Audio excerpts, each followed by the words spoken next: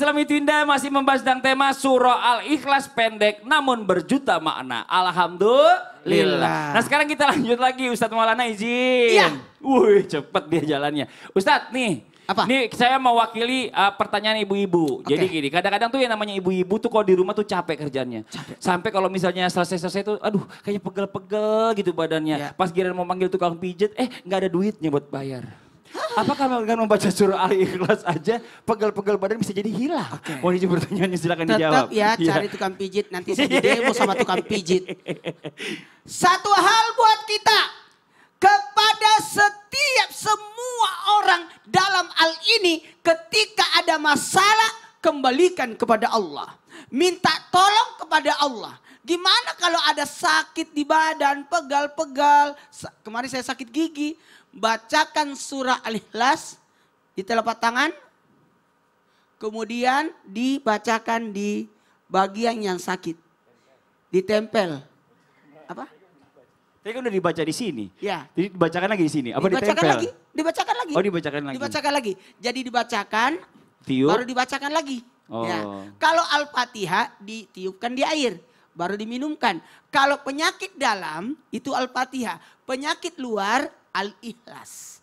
Jadi ini juga semacam ruqyah syariah mandiri. Ya. Ruqyah syariah mandiri. Meruqyah diri. Jadi kalau pegal-pegal baca bismillahirrahmanirrahim. Kenapa? Ketika sakit sebaiknya kembali dulu kepada Allah. Kadangkala ada orang sakit justru, mohon maaf tanpa menggurui, justru melakukan kesyirikan. Disitulah dia syirik gara-gara disebabkan karena sakitnya itu. Satu, berobat di tempat maksiat dalam artian yang melakukan kesyirikan. Itu nggak boleh. Maka tetaplah kembali kepada Allah, berharap, bergantung hanya kepada Allah. Karena keyakinan kita lah yang menyebabkan kita sembuh. Biar obat apa yang kau minum kalau kau tidak yakin dengan obat itu. Biar dokter hebat sebacam di rumah sakit manapun, kalau Anda tidak yakin, ragu-ragu dengan dokter, ragu-ragu, tidak percaya. Siapa itu yang nggak mau disuntik? Itu saya. Jadi ada baiknya kita yakin ini bisa menyembuhkan. Semua Ya. obat itu dibikin yang terbaik untuk pasiennya. Jadi kalau tidak punya uang beli obat, surah Al-Ikhlas. Surah Al-Ikhlas. Tapi sekarang udah sembuh? Udah. Mau saya bacain nggak? Udah. Saya tiupin. Makasih banyak Ustadz Maulana. Tepuk tangan buat Ustadz Maulana. Masya Allah. Jamaah. Ini ya kadang-kadang kita suka mikir. Ya namanya baca doa kan kapan aja bisa. Benar nggak Bu? Benar ya Bu ya? Benar apa benar Bu? Benar. Nah terus kata kapan terbaiknya baca surah Al-Ikhlas? Tadi Ustadz Maulana bilang kalau bisa zikir pagi petang. Terus siang sama malamnya kita ngapain? Gitu ya. Coba kita minta penjelasannya. Ustadz Ahmad Khan, tepuk tangan buat Ustadz Ahmad Khan. Mohon izin. Jamaah Islami Twinda yang dirahmati oleh Allah Subhanahu wa taala, kapan sajakah kita dianjurkan untuk membaca surah Al-Ikhlas? Apakah ada anjuran dari baginda Rasul Nabi Muhammad SAW ataupun dari para sahabat dan ulama di dalam membaca surah Al-Ikhlas? Diterangkan bahwasanya ada satu hadis yang datang daripada sahabat Abu Dzar Al-Ghifari radhiyallahu taala anhu wa ardhah. Satu ketika beliau dipesankan oleh baginda Rasul Nabi Muhammad SAW, saat Rasul berjumpa dengan sahabat Abu Dzar, Rasul berkata, "Ya Abu Dzar, innallaha yukri'uka salam." Bahwasanya wahai Abu Dzar, sesungguhnya datang kepada aku malaikat Jibril dan malaikat Jibril menyampaikan bahwasanya Allah Subhanahu wa taala dan malaikat Jibril menitipkan salam kepadamu. Maka sahabat Abu Dzar ini bingung. Lalu kemudian bertanya kepada baginda Rasul Nabi Muhammad SAW, "Ya Rasulullah, apakah Jibril mengenal aku sehingga dia menyampaikan salam Allah Subhanahu wa taala dan juga Jibril menitipkan salam kepada aku?" Maka Rasul SAW berkata, "Itu juga pertanyaan yang aku tanya kepada malaikat Jibril, apakah kamu mengenal Abu Dzar?" Lalu kemudian malaikat Jibril berkata, "Ya Rasulullah, siapa yang tidak kenal dengan sahabat Abu Dzar? Semua malaikat di langitnya Allah Subhanahu wa taala mengenalnya, karena Allah Subhanahu wa taala menyebut-nyebut namanya disebabkan Abu Dzar adalah salah satu sahabat engkau yang paling cinta dan suka membaca surah Al-Ikhlas."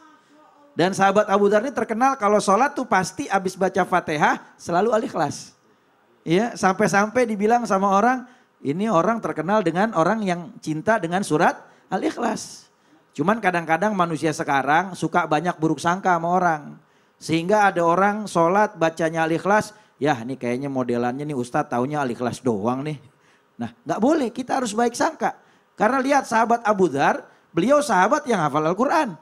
Akan tetapi beliau kecintaannya luar biasa kepada Al-Ikhlas. Sehingga beliau baca surah Al-Ikhlas dan dikenal oleh malaikatnya langit Allah Subhanahu wa Ta'ala. Semua malaikat mengenal daripada sahabat Abu Dzar, bahkan malaikat Jibril menitipkan salam. Maka baca surah Al-Ikhlas, dan di dalam riwayat kapan waktunya? Waktunya di dalam hadis yang lain Nabi katakan, man qara'a surat Al-Ikhlas salah samarat hina yumsi wa hina tusbih takfika min kulli syai'. Siapa orang yang baca surah Al-Ikhlas di waktu pagi 3 kali, di waktu sore 3 kali, maka niscaya dia akan cukup baginya segala hajatnya, akan memudahkan segala urusannya, dan dijaga dari segala macam mara bahaya oleh Allah Subhanahu wa Ta'ala. Bahkan di dalam riwayat yang lain, Nabi menganjurkan baca surah Al-Ikhlas di waktu pagi 11 kali.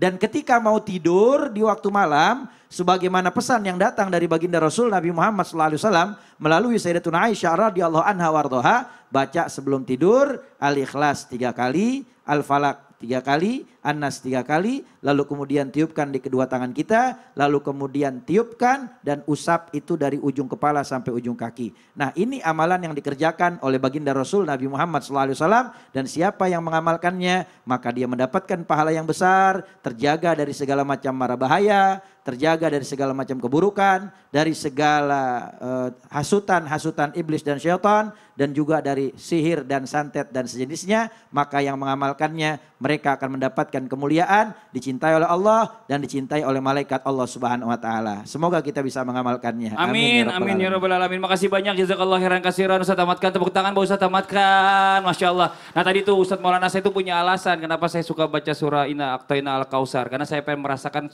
airnya Al-Kausar nanti pada saat di akhirat. Saya kenapa baca Al-Ikhlas, karena Al-Ikhlas saya sama juga membaca sepertiga Al-Quran dalam sholat saya. Percaya makasih saya. ya. Tapi saya Saya punya alasan. Nah sekarang kita lanjut. Buat jamaah Islamitin yang ada di rumah, sekarang kita lanjut lagi ya. Kita akan menjawab pertanyaan dulu nih dari jamaah yang ada di sini mewakilin di rumah. Kalau gitu kita kembali ke segmen Tanya Dong Ustadz. Kami semua tanya dong Ustadz. Oke, yang mau bertanya boleh silakan kembali angkat tangannya. Ayo. Waduh, ini dari Palembang. Dari sini dulu deh yang tengah sekarang gantian ya. Wong Kito Galo, mohon izin Ibu. Boleh maju ke depan? Iya. Assalamualaikum warahmatullahi wabarakatuh. Waalaikumsalam warahmatullahi wabarakatuh. Bismillahirrahmanirrahim. Saya namanya Ibu Herlina, Pak Ustadz. Ibu Herlina, iya Ibu. Perwakilan dari Majelis Taklim Nur Hidayah Palembang. Palembang, tepuk tangan dong. Masya Allah, pertanyaannya Ibu. Ustadz, saya akan tanya. Setan itu akan terus menggoda manusia untuk melakukan kejahatan. Betul. Tapi ada yang bilang untuk menghindari godaan setan itu cukup membaca surat Al-Ikhlas. Betul, terus? Maka setan tidak akan mampu menggoda manusia untuk berbuat dosa. Apakah benar itu Pak Ustadz? Oh Masya Allah, bagus banget pertanyaannya Ibu ya. Jadi untuk terhindar dari godaan setan, biar setan gak goda kita dari perbuatan maksiat juga ya. Kita baca surah Al-Ikhlas. Coba kita tanya guru kita Ustadz sama Ibu ya. Terima kasih banyak Ibu pertanyaannya. Terima kasih Tepuk Pak tangan Ustadz. dong buat Ibu. Boleh silakan kembali duduk. Ustadz Syah mohon izin silakan dijawab. Baik, tabe guru-guruku, jamaah di studio, ibu yang bertanya, serta jamaah yang ada di rumah. Kita membaca surah An-Nahl ayat 97-98. A'udzu billahi minasy syaithanir rajim. Bismillahirrahmanirrahim. Man 'amila salihan min dzakarin aw untha wa huwa mu'min فلنحيينه حياة طيبة ولنجزينهم لنجزينهم أجرهم بأحسن ما كانوا يعملون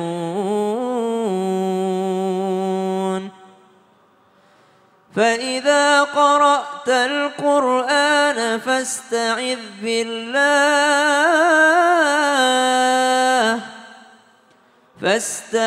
بالله من الشيطان الرجيم.